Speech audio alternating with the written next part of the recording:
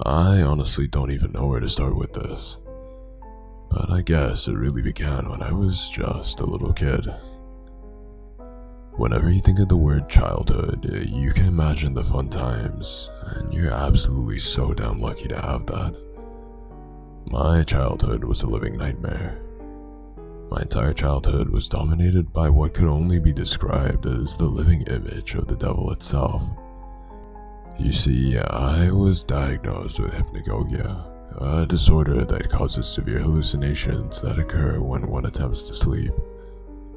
Or at least that's what I was told. I never believed any of that bullshit. I had no reason to, of course. Every night I went to sleep, this creature showed up at my bedroom window. It was a thin-like creature with unnaturally long arms, its legs curved back like those of a dog, its skin bleached white. Its eyes just two gaping holes filled with an endless darkness. It would place its bony fingers against the window and peer into my bedroom and stare at me. Every time it happened, I froze. I couldn't move or scream. I was told it was one of my hallucinations, but how did a hallucination leave fog prints on a window? After months of therapy and experimenting with different kinds of medications, the hallucination stopped. Flash forward 17 years later. I'm a 22-year-old man, out in the real world. I live by myself in a modest little house that I worked hard for. I was happy with my life. I didn't understand why things had to turn out this way. I was sitting on my couch watching TV when I looked at my phone. 12:07. Shit, I thought to myself, I have work tomorrow. I turned off the TV and made my way to the bedroom. With my jeans and t-shirt still on, I threw myself on my bed. I was too tired to change. I closed my eyes and automatically felt something was wrong. It felt like I was being watched. I looked up at the window and felt my heart drop. It was him. The same goddamn thing that tortured me as a kid. It looked exactly the same as it did when I was a kid. Same bleach white skin, same two gaping holes, and bony complexion. I felt myself freeze up. It was like the entire night I was too scared to move. Eventually, the sun rose and the creature backed away from the window and crawled away. I remember passing out after it left. This continued to repeat over a span of 4 weeks. I didn't understand why this was happening. It would watch me the entire night, and I'd pass out in the morning from exhaustion. I lost my job after my boss got tired of me not showing up.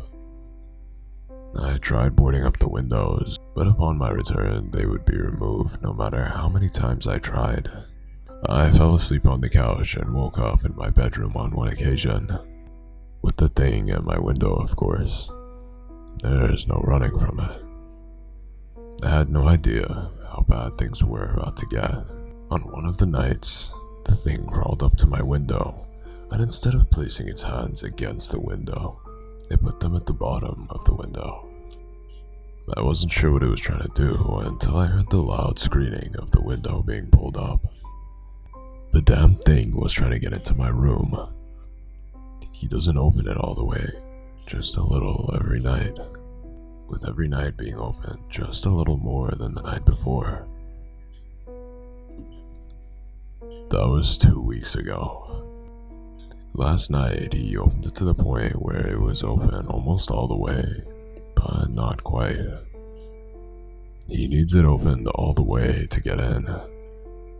And I know what's gonna happen tonight. That's why I'm sitting here on my bed typing this. The sun's starting to go down. It's going to be night soon.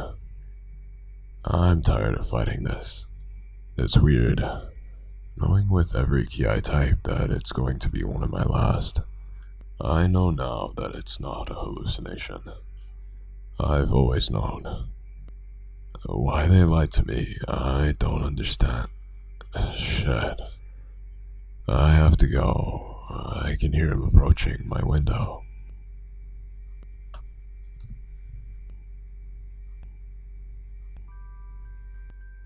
Heather was at her friend Jenny's house one afternoon. It was just after school, and Jenny's parents hadn't arrived home from work yet. It was just the two of them, and they were engrossed in a board game. Heather was having a good time, except they were playing in a room adjacent to Jenny's parents' bedroom. And every now and then, Heather would glance up through the door of the bedroom and see a little girl doll sitting on the bed. Its eyes appeared to be staring at them. She tried to ignore it, but over time it started to get to her. "I'm sorry," she said. "I can't concentrate. That doll on the bed over there is giving me the creeps." "Oh, no problem," Jenny replied. She went to the room and closed the door to calm Heather down. Then the two friends resumed their game. It hadn't been before long, however, before Heather glanced up again. The door was open once again, and the doll appeared to be staring at them. Jenny couldn't understand it. She could swear that there was nobody else home, and that there was no way the door could have opened without the knob being turned. Shrugging, she went up to the bedroom and closed the door, this time making sure that it clicked shut. But again and again, they would check the door and it would open wide. Heather was starting to get very scared. Finally, Jenny had had enough of this. She went into the bedroom, grabbed the doll and threw it into the closet, slamming it shut. She then slammed the bedroom door shut behind her, and they resumed their game. For a while, things appeared to be going well. All of a sudden, she stood up and said goodbye and ran home as fast as she could. This time, when Jenny looked up, she saw the bedroom door only slightly ajar, with a chair propped up behind it. Sitting on the chair, peeking through the opening at them, was the doll.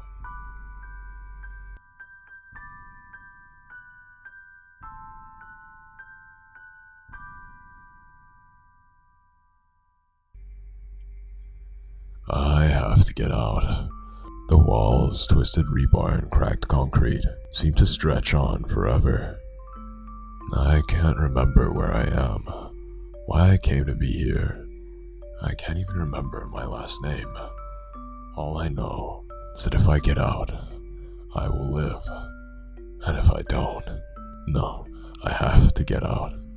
I can hear something behind me, that accursed chuckle echoing down the hallway. God, it's coming for me. An exit to the right. My jog becomes a sprint once again. A parade ground drum booming in my ears. So close, I'm yards away, feet from the door. Suddenly, ground. My face smacks into the dirtied concrete hard enough to feel something break. I turn, looking for the object that tripped me. Blood gushes from my nose, staining my shirt and pants, but I don't have time to care. One thought takes control of all others. One motive guides my body with an otherwise unnatural will. I have to get out. In my frenzied state, it takes me a moment to focus on the figure limping slowly towards me to realize the danger. He is tall, thin as a corpse, and white as a sheet. His dark suit is immaculate, his long limbs seeming to stretch beyond the right proportions. A long black cane, topped with a metal figurehead, is clenched tightly in his fist.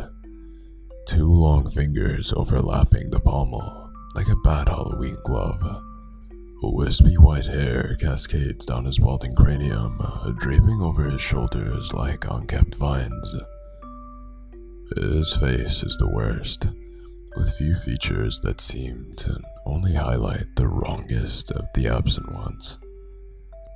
Twin ovals set deep in the two high eye sockets. Twin pits from the abyss stare into my soul. His smile is too large, too wrong. Overcrowded teeth line a lipless maw that stretches the length of his head. Saliva leaks through the gaps in his teeth, caught by the polite tapping of a handkerchief in his free hand. The fiend takes a few steps towards me, his gait awkward, like a teenager that hasn't quite come to grips with a growth spurt. I back up, turn, furiously crawling towards the door, crawling towards my salvation. I grab the handle, pull madly at the doorknob, and the door, it swings open to reveal nothing. A wall, like something out of a lurid comic strip, lies before me. Crudely daubed on the surface is a pictogram of a smiling face surrounded by tally marks that are too numerous to count. Crudely daubed on the surface is a pictogram of a smiling face surrounded by tally marks that are too numerous to count. The pigment dried is a dark brown, but I know its original color would have been red, sanguine. A titter, a mad giggle from behind me. Awkward footsteps helped by a cane close the already negligible distance between us. Shit, oh god. I can't get out.